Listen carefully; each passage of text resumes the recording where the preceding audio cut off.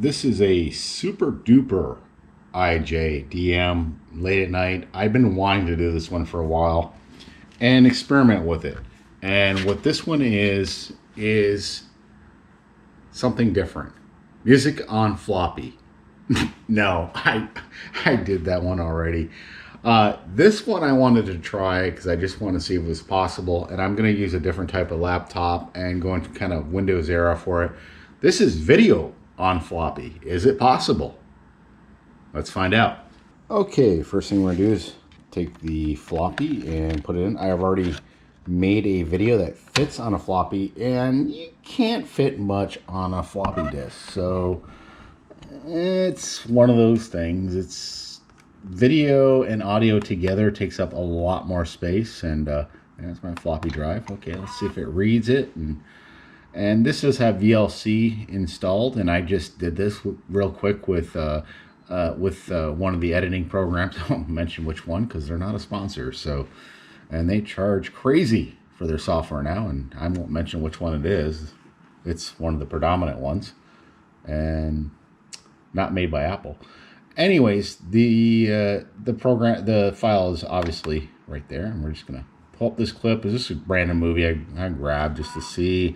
Yeah, let's see if it plays and see what happens. Is this gonna work? I mean, it is loading off a floppy disk.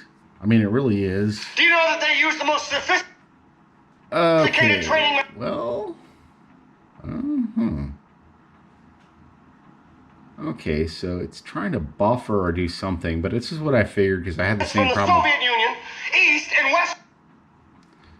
I had the same problem with audio and the speed of the floppy, but this is a faster floppy disk. It does have a read and write that's a lot faster than some of my other retro laptops.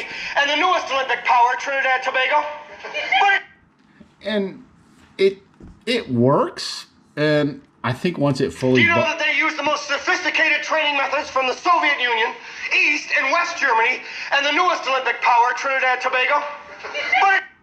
Yeah, so the clip plays fine once it fully buffers, and that's fine and dandy, and you know, we accomplished something today because that video clip was indeed stored on a floppy disk. And granted, it was only what 5-6 seconds, but it is possible. So you could send a quick video message to a friend or family member. I mean, if they didn't have email and they didn't have a computer, or even an old one, MP4 probably not. And that's where this kind of gets all pointless, because VLC I don't think really came around until maybe the late 90s, and I'm not even sure when MP4 was able to read. So it's one of those weird things, but I just wanted to see.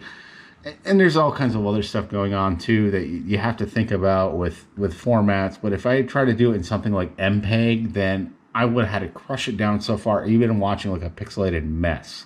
It would have just been incredibly I mean, I crushed it down as much as I could, and it didn't look horrible. It was watchable, but still, I mean, would I want to watch a whole movie? That's not even possible, so no go there.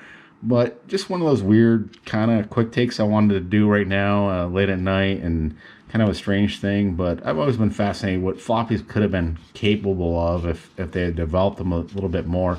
I always liked the fact they were in the solid case, and they were, I mean, most of the floppies I have, and I've always done the argument against CD-ROMs that I backed all my stuff up on CD-ROMs, and I lost dozens and dozens of programs because the CD-ROMs just go bad, whether they burned or not, or what disk I used.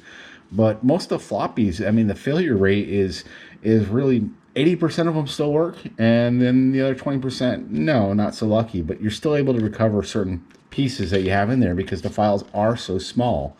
And a lot of people may experience that over the years with different types of media, that obviously the smaller the file, easier to recover it, but in larger files not so much. But this was an MP4 that I just want to do a test run on and see if it worked. And that's it for tonight. And if you want to subscribe to the channel, be sure to do that, and we'll see you next time on the Floppy Disk channel.